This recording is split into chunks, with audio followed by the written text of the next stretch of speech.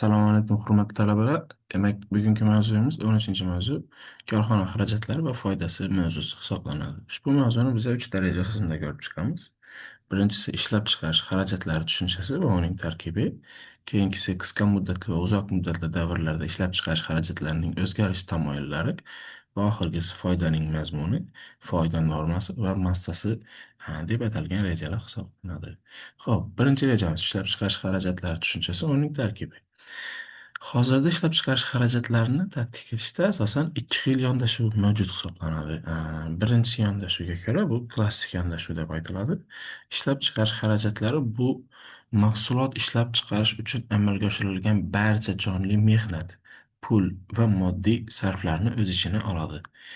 Umumiy nazariy jihatdan, demak, quyidagilarni farqlashimiz kerak. Mesela birinchisi ishlab chiqarishning ijtimoiy xarajatlari yoki mahsulot qiymatini va ikkinchisi korxonaning individual ishlab chiqarish xarajatlarini.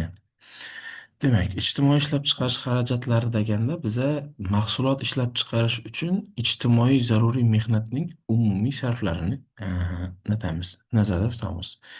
Ya'ni bu quyidagi formula asosida amalga oshiriladi. W teng C plus V plus M hisoblanadi. Bu yerda W ijtimoiy ishlab chiqarish xarajatlari yoki mahsulot qiymatini bildiradi.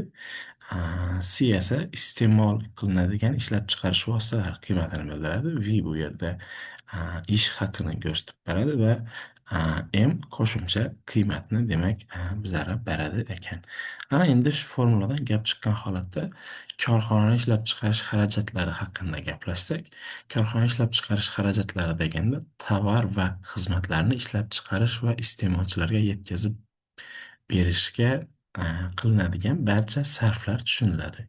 Bu K teng C plus V formulasi orqali topiladi. Bu yerda K aytganimizdek korxona ishlab chiqarish xarajatlari hisoblanadi. C yana iste'molni va V yana o'sha ish haqini bildiradi ekan.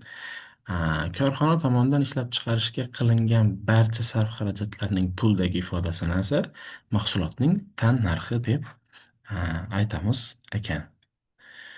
Xo'p, xarajatlarning namoyon bo'lish sohasiga ko'ra turkumlanishida biza ichki umumiy xarajatlarni, ishlab chiqarish xarajatlari va muomala xarajatlarini bo'lgan holatda o'rganamiz. Bularni keyin yana ichki va tashqiligi yoki boshqa bir nimalarga ko'ra, holatlarga ko'ra turkumlanishlarni ham hali ko'rib chiqamiz.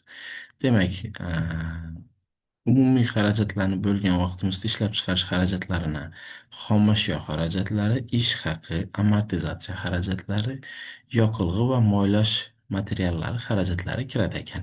Muomala xarajatlarini esa sof muomala xarajatlari va qo'shimcha muomala xarajatlari kiradi ekan. Bevosita ishlab chiqarish xarajatlari faqat tovarlarni ishlab chiqarish bilan bog'liq xarajatlarni o'z ichiga olib, tovar birligi qiymatining faqat bir qismini tashkil qiladi.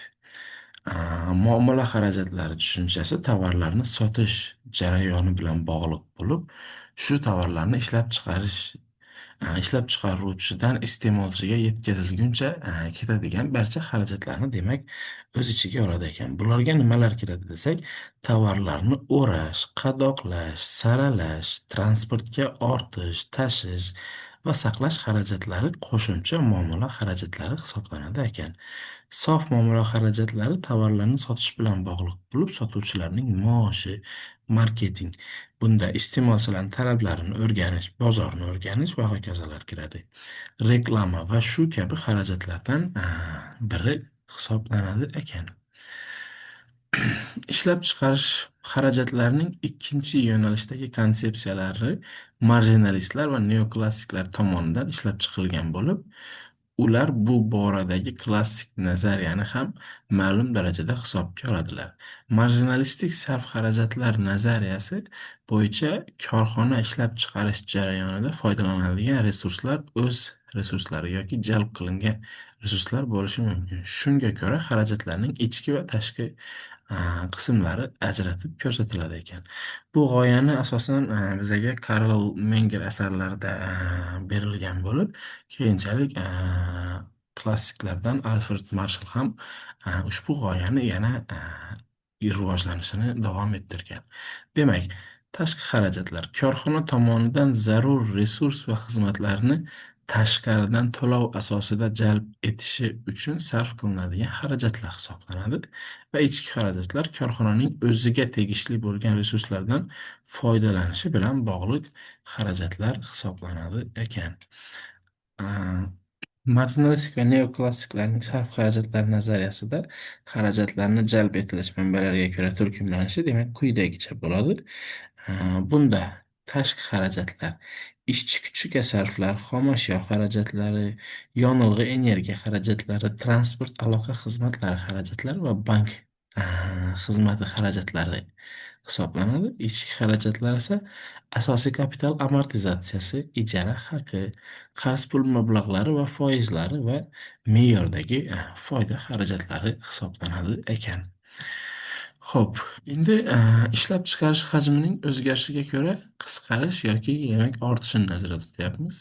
Ta'sir qilmaydigan xarajatlarga biz doimiy xarajatlar deyilamiz. Ya'ni bu yerda bir tovar yoki bo'lmasam ming tovar ishlab chiqarishingizdan qat'iy nazar a, o'zgarmaydigan, doimiy bo'ladigan xarajatlar hisoblanadi. Uni demak biza DX bilan belgiladik.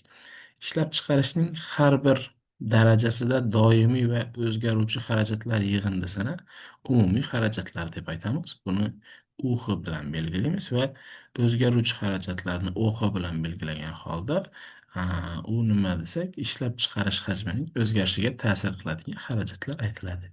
Va demak, umumiy xarajatlarni biz doimiy xarajatlar va o'zgaruvchi xarajatlar yig'indisidan topib olamiz ekan. Yoki bo'lmasa mana shu quyidagi formula hisoblanadi. Ana endi ishlab chiqarish hajmining o'zgarishiga bo'lgan ta'siriga ko'ra xarajatlarning turkumlanishini gaplashsak. Umumiy xarajatlar doimiy va o'zgaruvchi xarajatlarga bo'linadi. Hozir aytganimizdek.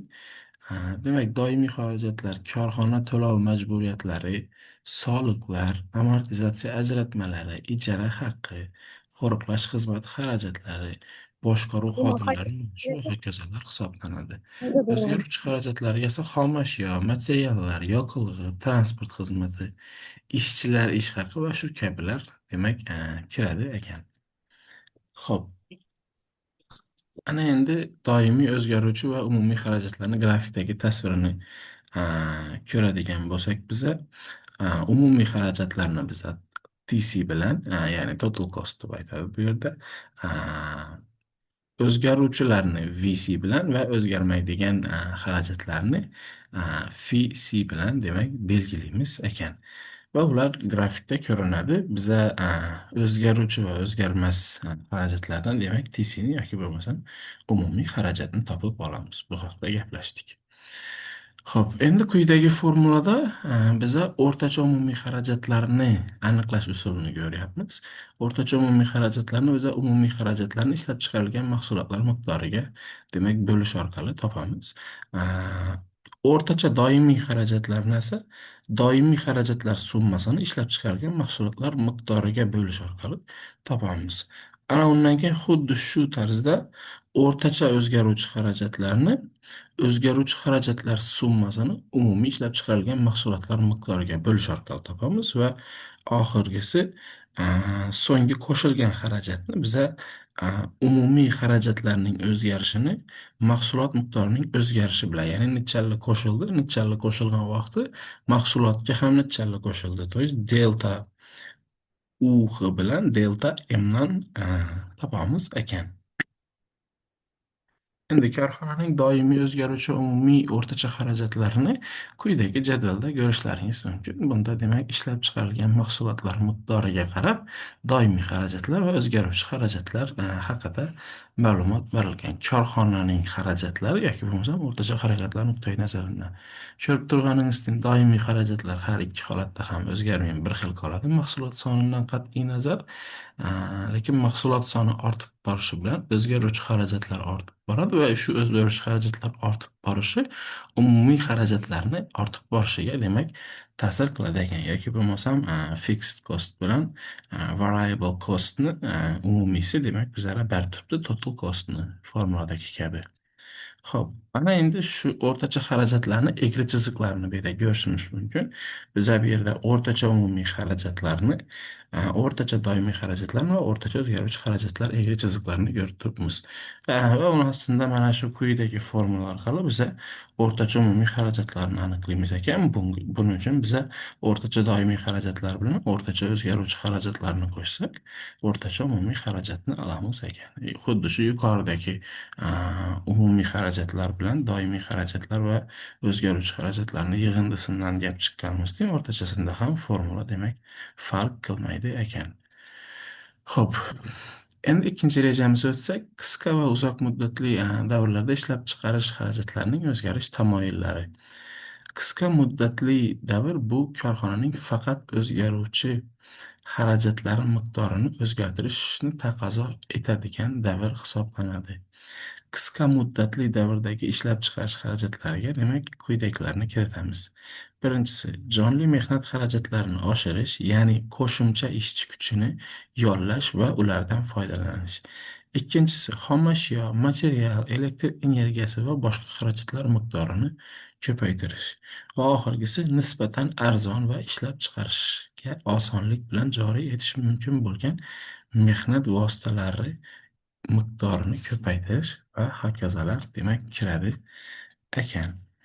Xo'p, uzoq muddatli davr bu korxonaning ishlab chiqarish quvvatlarini va barcha band bo'lgan resurslari miqdorini o'zgartirish uchun yetarli bo'lgan davr hisoblanadi. Ishlab chiqarish miqyosining ijobiy samarasi shunda namoyon bo'ladiki, korxonada ishlab chiqarish hajmi o'sib borishi bilan bir qator omillar ishlab chiqarish o'rtacha xarajatlarning pasayishiga ta'sir ko'rsata boshlaydi. Bu omillarga demak biza quyidagi to'rttasini kirgizamiz. Bular mehnatning ixtisoslashuvi, boshqaruv xodimlarining ixtisoslashuvi, kapitaldan samarali foydalanish va qo'shimcha turdagi mahsulotlarning ishlab chiqarilishi hisoblanadi ekan. Endi esa uchinchi mavzumizga o'tsak, ya'ni uchinchi rejamizda bu yerda foydaning mazmuni, foyda normasi va foyda massasi hisoblanadi. Korxonada tovar va xizmatlarni sotishdan olingan mablag'lar ularning pul tushumlari yoki pul daromadlari deb aytiladi. Korxona pul daromadlaridan barcha xarajatlar chiqarib tashlangandan keyin qolgan qismiga foyda deb aytiladi yoki ayrim adabiyotlarda bu iqtisodiy foyda deb ham yuritiladi ekan. Xo'p, ishlab chiqaruvchi foydasini biza foyda ya'ni ichi nimasi bilan, ya'ni ishlab chiqaruvchi indeksi bilan bu mahsulotni tan narxidan keyin T bilan va ulgurji narxiga N ulgurji deymiz, narx ulgurji o'rtasidagi farqdan iborat bo'ladi. Yoki bo'lmasam, demak ishlab chiqaruvchi foydasi ulgurji narxdan biza tan narxni ayirib tashlaganimizda kelib chiqadi ekan. Hozirgi aytganimizdek barcha xarajatlardan ayiramiz. Nani?